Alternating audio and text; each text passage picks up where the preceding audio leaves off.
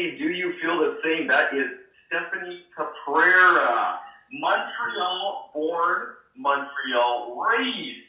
Stephanie Caprara's voice has been released with Nouvelle Autrefois by the big artist XLA.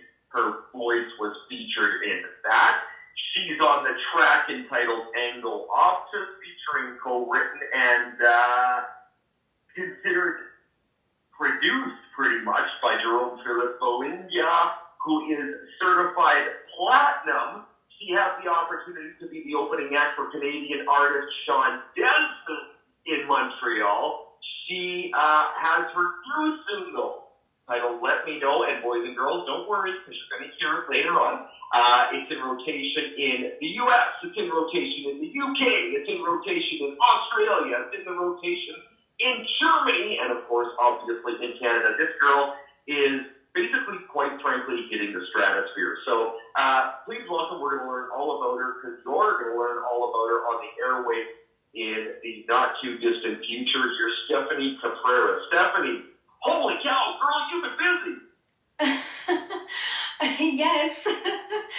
Wow, what an amazing introduction. Thank you so much for that. Well, Stephanie, we're excited to have you on the show tonight. Thank you for having me. So when you hear all of those things, when you hear, co-written by Jerome Philippe Bolindia, certified platinum group Duke Bantique, you've been, your voice has been on an XLA track. You've had the opportunity to open for Sean Desmond. What do you think? What do you think? I mean, you're young. Yeah, I mean, both of those experiences were major and absolutely incredible. Jérôme Philippe is the nicest person. XLA, same thing, really incredible people. And it's just, I mean, it's surreal, honestly, just looking back on this stuff. So, Stephanie, you, as Paul said, you're young, but you've been performing professionally for 18 years. And yes.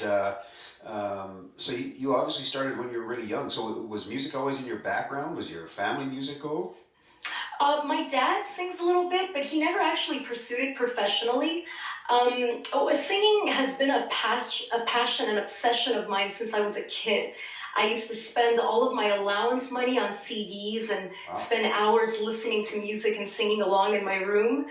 I remember a specific vacation to Jamaica when I was 8 years old. The band that was playing on the resort, it was Christmas time, and they were playing Feliz Navidad, and they brought me up on stage and put the microphone in front of my face, and I just, let myself go and started to sing. That was the first time that I actually sang on a stage. My parents were completely shocked and blown away. Nice. R&B, pop, funk, blues, soul, jazz, hip-hop. I mean, girl, you've touched and you've done it all. So, I mean, is which one is your baby? Which one is your firstborn? Which one would you say you gravitate towards? Which one do you think you're the best at? Which one kind of touches your soul the most? I mean, I'm pretty versatile, and this is always a hard question for me to answer because I don't feel that my music falls into one particular genre. I'm a mix of pop, R&B, and a little bit of funk. I do my best to create music that is different and stands out. Now, Stephanie, in October of 2007, you packed your bags and you headed off to New York. What was that like, heading off to the big city of New York? That was, at first, very intimidating. I didn't know anybody in New York, and I just decided to take a chance. And it was honestly the best learning experience that I ever had in my life. I met so many incredibly talented people, musicians, producers. I got to co-write music with certain people. It was a beautiful experience. And I got to perform at various events and venues. It was the best learning experience I ever had in my music career so far. Cool. Okay, so I've always wanted to know this. So somebody's doing relatively well within Canada and what have you, and they've made some connections, and they've they dropped some demos and maybe they've done an EP or two and what have you. And then all of a sudden they decide, hey, I want to see the big lights of New York and I want to see how I do. What's the step? What's the process? Do you have to make connections in New York before you go, or do you just, from Montreal, do you just hop it's close, so you hop a taxi? Well, I drove, and I remember I was newly licensed. I was very brave. Well, I was going to say. I didn't know anybody in New York at the time. I just really decided to take a chance. I went on Craigslist. So my question, I guess, Stephanie, is how do you lay roots? How do you lay roots in the big city of New York? You just make connections with everybody you possibly can. That's what I did. I started going to auditions. I answered ads on Craigslist where they were looking for singers for bands. And I just made various connections with musicians, producers, and I made some really great long-lasting friendships in New York. Now, Stephanie, you probably didn't realize this when you were going to be talking to Paul and I tonight on Bill and Paul Face the Music. We talked about this just briefly off the air, so I'm just bringing this up before I ask the next question that I have for you. What we have in common between the three of us is that we're all short.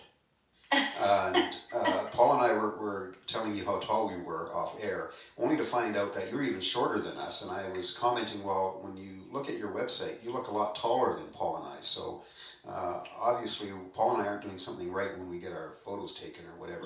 Yes, but Bill, that's only because she looks taller in her website, because it's a headshot. That's why.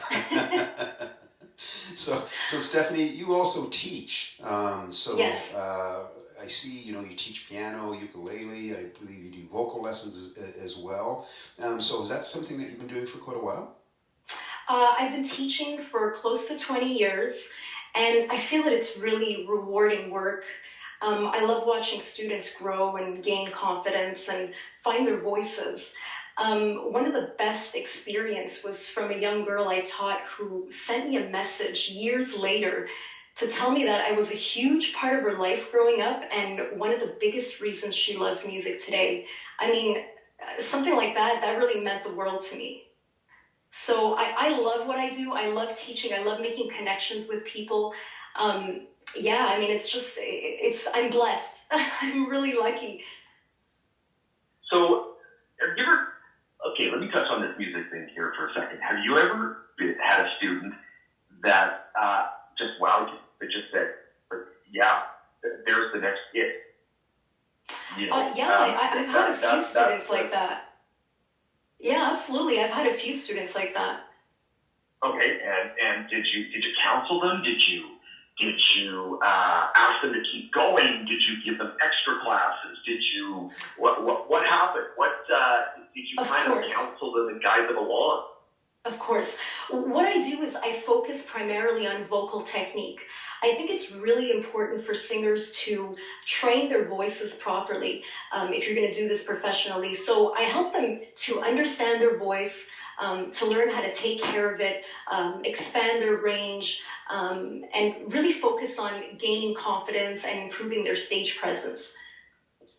And Stephanie, something else that I found really interesting about you is you actually also have some YouTube channels. So you have a personal channel, Stephanie Caprara. Then you've got the singing ukulele, and then you've got kitchen disasters with Stephanie. So I'd like to know what's kitchen disasters with Stephanie. Kitchen disasters is something I started during the beginning of this pandemic. This was a long-running joke.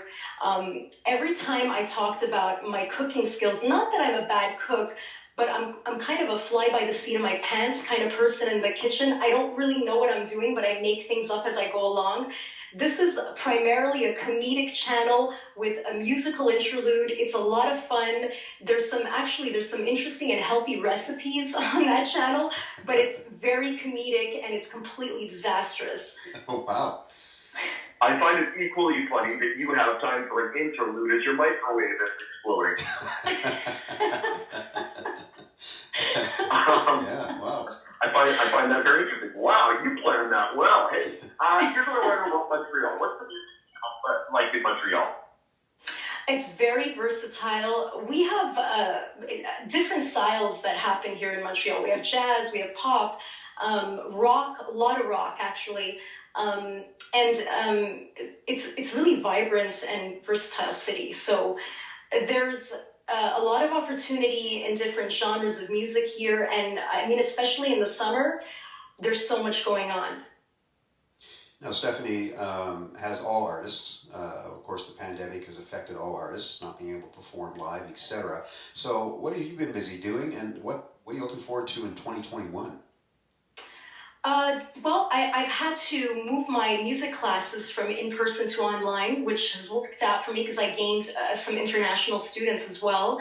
I've been writing, I've been making YouTube videos, I did a few online, like live stream shows.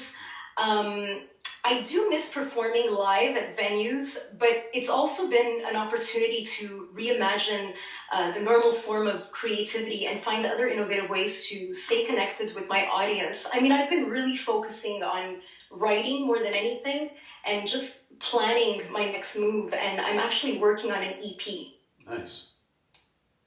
As-tu des chansons en français? Non, pas encore, mais c'est quelque chose que j'aimerais faire peut-être dans le futur. And thank you for that, Paul. I have no idea what you guys just said, but it sounded great. I said not yet, but maybe it's something I would like to do in the future. And I just asked if she had any French songs, if she had French music she's written in the end. Well, thanks for the translation. So. No, hey, pas de problème. So, Stephanie, we've only got a couple minutes left here, and as Paul mentioned, we are going to be playing your latest single, Let Me Know. Tell us a little bit about that song. Okay, Let Me Know is a funky pop song. I co-wrote it with an artist named Rizwan from Ottawa. It's been picked up by over 20 indie radio stations around the world, and it's just, I'm completely overwhelmed by the love that I've received on this song. And Sound Sugar Radio as well. We'll be playing yes, on that location. Of course. And it's a song about a man that's not interested in commitment, plays games, and doesn't know what he wants. Wow. Oh God, there's a song out there about me. So basically, I turned a negative experience into a fun and funky song. Excellent. So, and Stephanie, for our listeners here on soundsugarradio.com, how do they find you? How do they find your music? Just go to my website at www.stephaniecaprara.com, and my music is available on all digital music platforms. Fantastic. Well, we want to thank you for taking the time to put up with Paul and I tonight on the Bill and Paul Face the Music Show. Really appreciate you coming out. And as mentioned, even though I had no clue what you and Paul were talking about a moment ago, it's great to have you on the show. Thank you so much for having me. You know what's funny, Stephanie, is you answer Bill's questions and you put up with me. That's exactly what happens with every interview. Don't even worry about it, girl. People just put up with me. You're both awesome. This has really been a fun interview. All right, Stephanie. Thanks so much for doing this, Stephanie. All the best, eh? Thanks so much. Thank you. You too. Yeah, Bye. Take care. This is Let Me Know by Stephanie Caprara. Yeah.